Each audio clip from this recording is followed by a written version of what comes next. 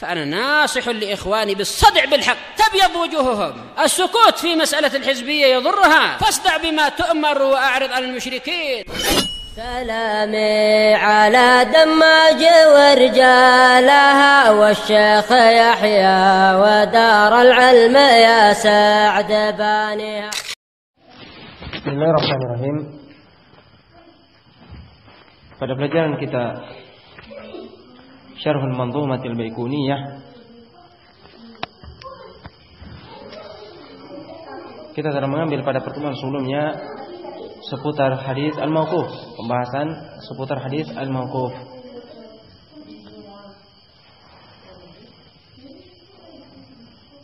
Di mana Imam Al-Baiquni rahimahullah mengatakan wa ma adaftahu ila al-ashabi min qaulin wa fi'lin fa huwa mauqufun zukin.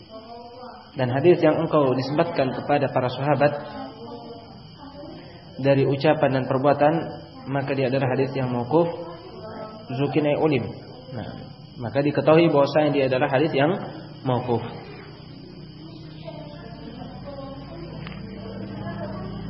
Dan telah lewat bahwasanya bait ini bi intiqad, yaitu situ ada kritikan terhadap bait ini. Yang pertama, tidak disebutkan takrirus sahabah, takrir as-sahabi. Yang kedua, pengitlakan qaul, sementara di sana ada dari qaul as-sahabi yang memiliki hukum rafa', Kita telah sampai kepada ucapan qala syekhuna Yahya hafizahullah qauluhu wa ma adaftahu ila al-ashab.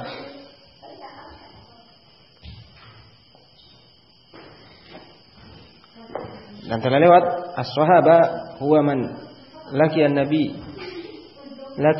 sallallahu alaihi wasallam mu'minan bih wa mata ala dzalika wa in taqallalat bi riddatin al-sahih. Dia adalah siapa yang bertemu dengan Nabi sallallahu alaihi wasallam dan beriman dengannya serta meninggal atas keimanan itu walaupun diselingi dengan riddah, tapi dia meninggal di atas keimanan. Wa ma adaftahu ila al-ashab, al-maqsud bil alif wal lam huna al-jins, ya alif lam al-jinsi. La taqtadi al-jam' al-jinsi. Nah, tidak yaqtadi al-jam' al-jinsi. Tidak maksudnya harus semua sahabat, tapi baik itu satu sahabat, dua sahabat atau seluruhnya. Nah, law qulta qala al-khulafa'ur rasyidun huwa mauqufun. Seandainya engkau mengatakan telah berkata para khulafa'ur rasyidun, maka ini adalah hadis yang mauquf. Atau kana ashabu Rasulillah sallallahu alaihi wasallam la yarawna syai'an min al-a'mali kufran ghayra tarki shalah. Atau dahulu para sahabat Rasulullah sallallahu alaihi wasallam tidaklah memandang sesuatu dari amalan adalah kekufuran, yang meninggalkannya termasuk kekufuran ghairu tarki shalah, kecuali meninggalkan salat. Wa hadza mauqufun alaihim, dan ini adalah hadis yang mauquf atas mereka. Ibarah annahu yanqulu syai'an mauqufan anhum jami'an. Yaitu ungkapan dia mengukil sesuatu yang mauquf sampai dari ucapan mereka seluruhnya, seluruh sahabat. Au qulta, atau kamu mengatakan qala Mu'adz bin Jabal radhiyallahu anhu la anzil hatta taqtul hadzal asir.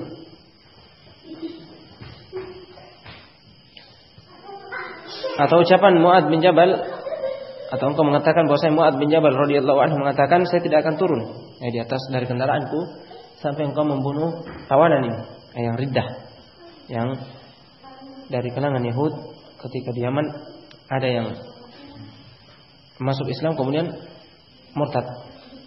Maka ketika Mu'adz bin Jabal radhiyallahu anhu melihatnya, dia pun bertanya, "Masya'nu hada?" Kenapa ini? Qalu aslama sumartad. mereka menjawab bahwasanya dia berislam kemudian dia murtad. Maka beliau mengatakan la anzilu hatta taqtula hadzal asir. Saya tidak akan turun sampai engkau membunuh tawanan ini, yaitu yang riddah. Qad sami'tu Rasulullah sallallahu alaihi wasallam yaqul man baddala dinahu faqtuluh. Sungguh saya telah mendengar Rasulullah sallallahu alaihi wasallam bersabda, barang siapa yang mengubah, mengganti agamanya maka bunuhlah dia, murtad. Hukum bagi yang riddah. Hadzal kalam mauqufun ala Mu'adz. Ucapan la anzil hatta taqtul hadzal asir ini mauquf atas Mu'adz bin Jabal. Itu dari ucapan beliau. Wal marfu ba'dahu, dan kata setelahnya man badala dinahu faqtulu itu marfu, yaitu dinisbahkan kepada Nabi sallallahu alaihi wasallam, ucapan Nabi sallallahu alaihi wasallam. Wa nadhiru dzalika qad yakunu al-mawquf ala wahidin wa qad yakunu ala aktsari min wahidin qad yusamma atharan. Dan semisal itu terkadang mauquf atas satu orang dari sahabat, dan terkadang mauquf atas lebih dari satu orang, dua atau lebih. Seperti yang telah lewat. Wa kana ashabu Rasulullah sallallahu alaihi wasallam la yarawna min al-a'mali tarkuhu kufrun ghairu sharah. Nah, dahulu para sahabat tidaklah melihat suatu amalan yang meninggalkannya adalah kekufuran kecuali meninggalkan salat. Syahid di sini dinisbahkan kepada banyak sahabat, bukan cuma satu. Nah,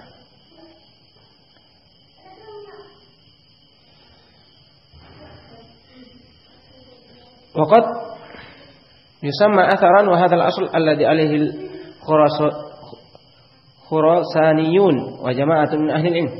Nah, terkadang hadis mauquf ini dinamakan athar. Nah, ahlul hadis terkadang menamakan ucapan sahabat yang disebutkan kepada sahabat itu dinamakan dengan athar.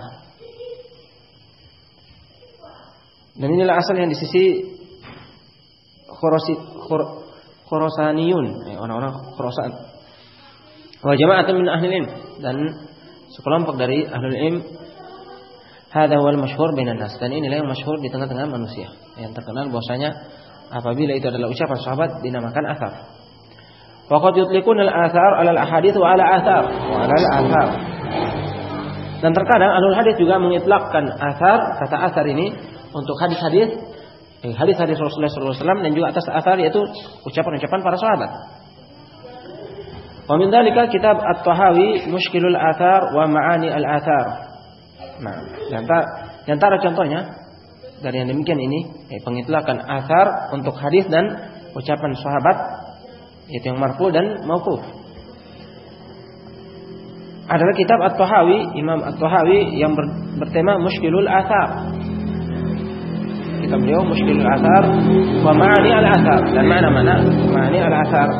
Ma makna? Apa maknanya? Maknahu annahu dzakara al-ahadits wa dzakara al-athar wa sammahu al-athara kullaha.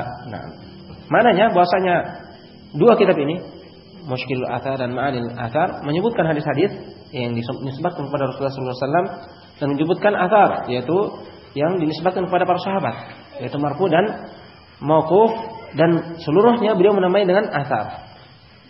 Nah, semuanya beliau menamai hadis dari Rasulullah sallallahu alaihi wasallam, dan demikian ucapan sahabat dengan athar. Wa min bab tafriqi adhan ma'rifatus sunan wal athar lil Baihaqi rahimahullah. Yaitu ada di antara a'immah juga memisahkan, terkadang memberikan ungkapan yang berbeda, yaitu antara hadis dan athar, yaitu antara sabda Rasulullah SAW dan ucapan sahabat. Seperti Imam Al-Baihaqi rahimahullah, di mana beliau memberikan tema kitabnya, judulnya Ma'rifatus Sunan wal Athar, mengenal sunan dan athar. Farraqa baina sunani allati hiya al-ahadits wa farraqa baina al-athar. Jadi beliau memisahkan antara sunan, yaitu hadis, dan athar, yaitu ucapan para sahabat. Wasaqal ahadits wasaqa al-athar, hadha mukhtasarul qaul fil mawquf. Kemudian beliau dalam kitab tersebut mendatangkan hadis-hadis dan juga asar, dan ini mukhtasar qaul fil mauquf. Ini ringkasan pembahasan tentang hadis al-mauquf. Wa qad yakunu di sini tertulis marfu'an lahu hukmu raf'i kama taqaddam. Dan bisa jadi marfu' memiliki hukum rafa' sebagaimana telah lewat, tapi yang la'alla shawab, barangkali yang benar sebagaimana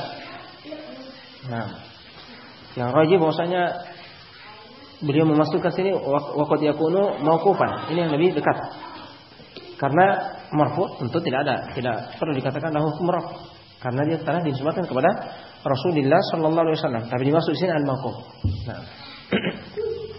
Shawabu sini wa qad yakunu mauqufan lahu hukum raf' kama taqaddam.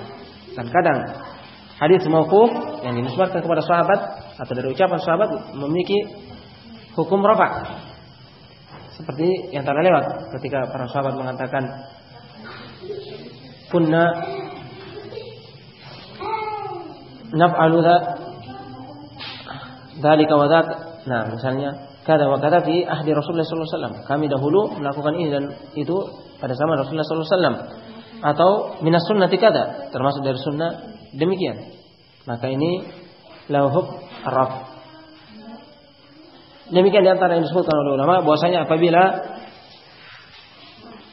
seorang sahabat menyampaikan suatu kabar yang tidak dikatakan dari arah ra'yu, dari pendapat. Dari perkara yang gaib, misalnya terutama apabila dia bukan termasuk dari yang benar dari Bani Israel, kisah Bani Israel, maka mereka menghukuminya dengan hukum rafa'. Wala yasluhu ayyudhafa ila Nabi sallallahu alaihi wasallam alladhi lahu hukm raf'. Tapi apabila dia memiliki hukum rafa', tidak pantas dan tidak layak untuk mengatakan bahwasanya Rasulullah sallallahu alaihi wasallam mengatakan demikian. Ketika ada sahabat mengatakan minas sunnati kada, kana al-farasu yu'kal fi ahdi Nabi sallallahu alaihi wasallam. Tidak pantas untuk mengatakan bahwasanya Nabi sallallahu alaihi wasallam mengatakan demikian. Tapi dinisbatkan kepada sahabat itu dan kita mengatakan bahwasanya ini lahu hukum ar-rafa', yaitu dinisbatkan kepada zaman Rasulullah sallallahu alaihi wasallam. Ma taqulu qala Rasulullah sallallahu alaihi wasallam mithlu qauli Ibnu Abbas al-qadam, la sawab di sini al-kursi mawdi qadamai ar-rahman. Seperti ucapan Ibnu Abbas bahwasanya kursi adalah tempat kedua kaki Rahman, yaitu Allah Subhanahu wa taala.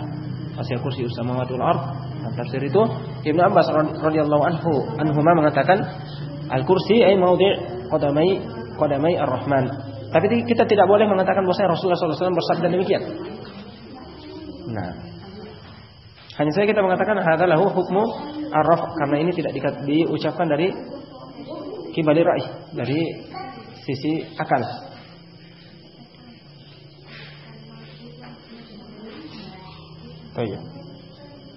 Nah, taqulu qala Rasulullah sallallahu alaihi wasallam. Jadi tidak boleh kita mengatakan bahwa Rasulullah sallallahu alaihi wasallam yang bersabda demikian. Sini ada beberapa soal jawab. Yang pertama, ma huwal farqu bainal maqtu' wal munqati'?